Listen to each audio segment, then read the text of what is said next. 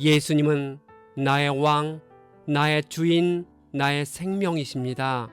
하나님 아버지, 이스라엘 백성이 홍해를 마른 땅처럼 건넌 것이 기적인 것처럼 우리의 평범한 일상도 주님이 허락하신 기적임을 알고 감사할 수 있도록 깨우쳐 주옵소서. 예수님의 이름으로 기도합니다. 아멘. 오늘 읽을 말씀은 출애굽기 13장부터 15장입니다. 이 말씀의 핵심은 첫째, 이스라엘 사람이나 짐승 중 처음 난 것은 모두 하나님의 것입니다. 그래서 그것들은 거룩히 구별되어야 합니다. 둘째, 이스라엘 백성은 모세를 따라 홍해를 마른 땅처럼 건넜습니다. 셋째, 모세의 노래와 미리암의 노래가 불려졌고 요한계시록 15장에서 모세의 노래가 불려질 것입니다. 13장, 하나님이 이집트 땅에 처음 난 것을 모두 멸하실 때 이스라엘의 초태생은 대속시켜 주셨기 때문에 자신의 것이라 합니다. 모세와 이스라엘 백성들은 어린 양과 염소의 피를 문설주에 바르고 장자가 죽지 않았습니다. 그날을 기념하는 절기를 지켜야 하는데 무교절입니다. 무교절이 1월 15일에 시작되어 21일에 끝납니다. 1월 16일은 초실절이며 부활의 첫 열매로 불리웁니다. 아비벌은 히브리 종교력 첫째 달이며 출애굽 사건을 기념하기 이후에 이집트에서 사용했던 민간력을 대신하여 새로 시작된 유대 종교력입니다. 이 달은 오늘날 태양력으로 보면 3월 중순에서 4월 중순까지 기간입니다. 바벨론 포로 기간 이후에는 니산월로 불리웠습니다. 하나님은 모세에게 사람이나 짐승이나 태에서 처음 난 것은 다 거룩히 구별하라고 하십니다. 그 이유는 이집트 땅에 처음 난 것을 모두 멸하실 때 이스라엘 백성의 처음 난 것은 모두 살리셨기 때문입니다. 유대인들은 무교절 기간에 누룩 없는 빵을 먹어야 했습니다. 7일간 무교절이 진행될 때 이집트의 죄된 생활을 상징하는 누룩은 먹지 말아야 하고 보지도 말아야 합니다. 누룩은 죄와 부패를 상징합니다. 무교절이 끝나는 날 절기로 지켜야 합니다. 하나님은 이스라엘 백성에게 손의 기호와 미간의 표로 삼아 유월절을 영원히 기억하라고 명령하셨습니다. 마치 손과 미간에 글자를 새겨 넣은 것처럼 유월절 규례를 마음에 새겨 영원히 잊지 말라는 상징적인 의미입니다. 후일 유대인들은 이 말을 문자 그대로 준수하여 본 성구를 천이나 가죽에 써서 작은 상자 안에 넣은 후에 그것을 끈으로 묶은 다음에 팔에 차거나 이마에 두르는 경문갑의 관습을 가졌습니다. 왜 어떤 것이 하나님께 속한 것이라면 죽임을 당해야 할까요? 하나님의 절대 거룩함 앞에서는 어떠한 것도 그분께 받아들여질 수 없는 부정한 것이 되기 때문입니다. 따라서 죽음은 그 부정한 것이 하나님 앞에 설 때 필연적으로 나타나는 결과입니다. 그렇지만 하나님은 어떤 생명 대신에 다른 생명이 대제되는 것을 허락하셨습니다. 그래서 장자의 죽음 대신에 짐승의 죽음이 요구되었습니다. 바로 이것이 구약시대의 희생제사로서 궁극적으로는 죄인된 인류를 대신하여 하나님의 어린 양 되신 그리스도의 희생적 죽음이 필요하다는 구속사적인 진리를 일깨워줍니다. 바로가 이스라엘 백성을 보낸 후에 하나님은 이스라엘 백성을 거리가 가까운 블레 사람의 땅의 길로 인도하지 않으셨습니다. 이 길은 이집트에서 가나안에 이르는 가장 가까운 지름길로 지중해 해안길을 따라 블레 사람의 도시 가사를 거쳐 가나안 사방에 이르는 길입니다. 고대 상인들의 주요 무역로이기도 했던 이스라엘 백성이 이 길을 결정했다면 2주 후에 가나안 땅에 충분히 도달할 수 있었습니다. 출애굽을 할 때 모세가 요셉의 뼈를 가지고 나왔습니다. 요셉은 하나님께서 반드시 이스라엘 백성을 구하려 오실 것이니 그때 자신의 뼈를 가지고 나아가라 했습니다. 그로부터 360년이 흐른 때에 모세는 요셉의 유언을 기억하고 그의 유굴을 취해 함께 출애굽했습니다. 후일 요셉의 유굴은 에브라임 지파의 세겜 땅에 장사되었습니다. 그들은 광야의 진을 쳤습니다. 하나님은 낮에는 구름 기둥으로 밤에는 불 기둥으로 길을 인도하셨습니다.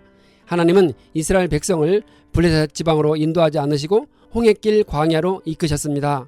14장 모세와 백성들은 홍해길로 접어들었는데 하나님은 모세에게 바알스본 맞은편 바닷가에 장막을 치라 하십니다. 바로는 이스라엘 백성을 추격해 왔습니다. 그의 말들과 병거들과 마병과 군대가 이스라엘 장막까지 가까이 왔습니다. 바로는 10가지 재앙을 겪은 이후에도 마음이 전혀 변하지 않았습니다. 이스라엘 다시 붙잡아 두기를 원하는 바로는 출애굽한 이스라엘 백성들이 광야에서 방황하는 것으로 판단하고 즉각 군대를 동원하여 추격해 왔습니다. 이스라엘 백성들은 심히 두려워하며 여호와께 부르짖었습니다. 그들은 모세를 원망하기도 했습니다. 그들의 앞은 홍해가 가로막고 있고 뒤에서는 이집트 군대가 추격해 오고 있었습니다.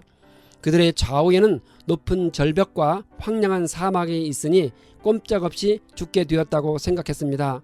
하나님은 모세에게 지팡이로 홍해 바다를 향하라 하셨습니다. 모세가 바다 위로 손을 내밀매 여호와께서 큰 동풍이 밤새도록 바닷물을 물러가게 하시니 물이 갈라져 바다가 마른 땅이 된지라. 이때는 큰 배를 준비해 주셔서 건너가게 하시는 게 상식이 아니었을까요? 모세가 10가지 재앙을 통해 경험한 하나님의 능력을 전적으로 신뢰하고 바다를 향해 손을 내밀었는데 그때 기적이 일어났습니다. 지팡이를 내밀자마자 바다가 쫙 갈라지지는 않았습니다. 큰 동풍이 밤새도록 불어 바닷물을 물러가게 했습니다. 이 바람은 아라비아 사막 쪽에서 불어온 극히 뜨겁고 강렬한 열풍이었습니다. 그것은 엄청난 양의 바닷물을 좌우로 밀어내어 양편으로 벽처럼 만들었고 질척한 바다 밑을 급속도로 바짝 마르게 했습니다. 이는 단순한 자연현상이 아니라 하나님께서 특별히 역사하신 놀라운 이적의 현상이었습니다.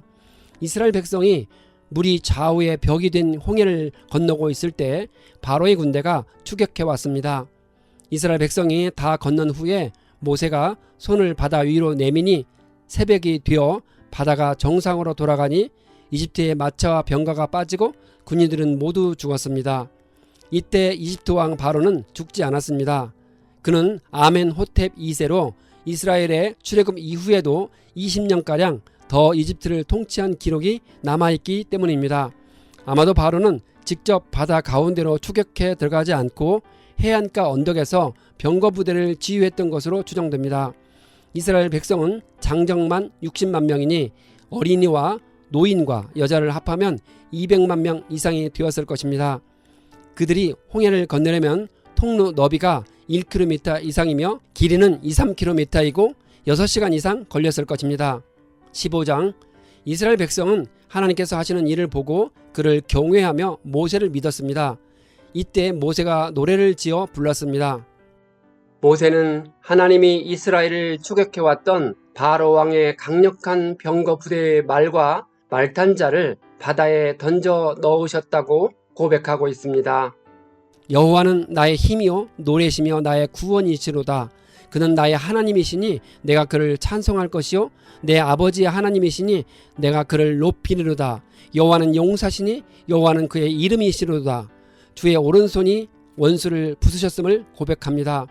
성경 전체를 통하여 주의 오른손은 크고 강하신 하나님의 능력과 권세를 묘사하는 말로 사용되었습니다. 홍해를 건너게 해주신 하나님은 이스라엘 백성을 주의 거룩한 처소에 들어가게 하실 것입니다. 이곳은 하나님께서 이스라엘 백성들에게 주시겠다고 약속하신 가나안 땅을 가리킵니다. 이곳이 거룩한 처소로 불리는 것은 하나님께서 자신의 거룩한 이름을 두실 성전이 세워질 곳이기 때문입니다. 모세의 노래에는 하나님은 죽이기도 하시고 살리실 수 있는 분이라는 절대 신뢰가 담겨 있습니다. 이 노래에는 이스라엘 백성들이 가나안 땅을 향해 진군해 갈 때 만나야 했던 민족들의 순서를 블레셋, 에돔, 모압, 가나안으로 기록되어 있습니다. 미리암의 노래가 이어서 나오는데 역시 홍해를 건너게 해주신 하나님을 찬양하고 있습니다. 미리암의 역할은 이스라엘 백성들이 바로의 추격을 물리치고 홍해를 건넌 후에 하나님께 감사와 영광을 돌릴 때 이스라엘의 여선지자로서 그녀는 그 예배의 찬양을 인도했습니다. 후일에 미가 선지자는 미리암 역시 하나님에 의해 보냄받은 이스라엘의 지도자라고 말했습니다. 이스라엘 백성이 광야에 접어들어 3일을 걸었으니 물을 얻을 수 없었습니다. 마라에 도착했는데 물이 써서 마실 수 없었습니다. 이스라엘 백성들이 물로 인해 모세를 원망했습니다. 사흘 전에 홍해를 건널 때 희열과 기쁨은 목마름 앞에서 사라졌습니다. 사람은 그리 고상한 존재가 못됩니다. 눈앞의 어려움에 쉽게 무너질 수밖에 없는 연약한 존재입니다. 모세가 하나님께 기도하여 한 나무를 물에 던지니 달게 되었습니다. 이 사건을 계기로 하나님은 이스라엘 백성들이 자신의 말씀에 순종하고 의의를 행하며 계명을 지키면 치료하는 여호와로 계시겠다고 합니다. 쓴 물을 먹기 좋은 물로 고치셨으니 하나님은 쓰디쓴 아픔 중에 있는 인간의 모든 영과 육의 질병을 고치시는 분이십니다. 그들이 엘림에 도착하자 하나님은 이스라엘 백성을 물샘 12과 종려나무 70그루가 있는 곳으로 인도하셨고 이스라엘 백성은 물 곁에 장막을 쳤습니다.